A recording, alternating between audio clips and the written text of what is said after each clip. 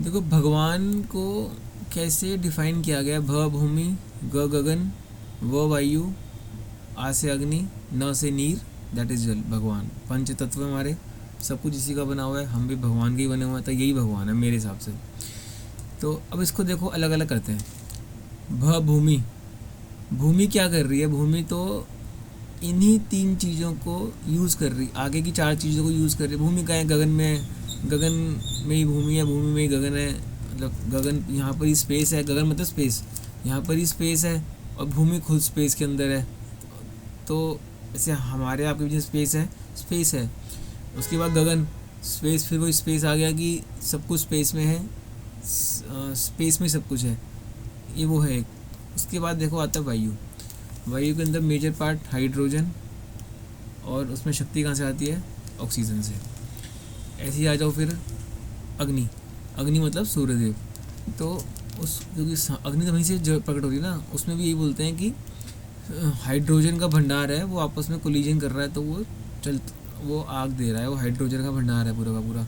और हम लोग ये भी मानते हैं कि ऑक्सीजन के बिना आग लग ही नहीं सकती, तो साइंस भी बोलती है, तो शायद वहाँ पे ऑक्सीजन भी होगी। ऐसे ही जल भी क्या है, H2O, हाइड्रोजन और ऑक्सीजन का वो है, एक मिक्सचर है। तो इसको ऐसे समझना चाहिए, हाइड्रोजन सब जगह है अवेलेबल, मतलब हर जगह बड़ी मात्रा में हाइड्रोजन है। हम भी क्या करते हैं, सिर्फ ऑक्सीजन, पूरी सांस अंदर लेते हैं, सिर्फ ऑक्सीजन लेके बाहर छोड़ देते हैं।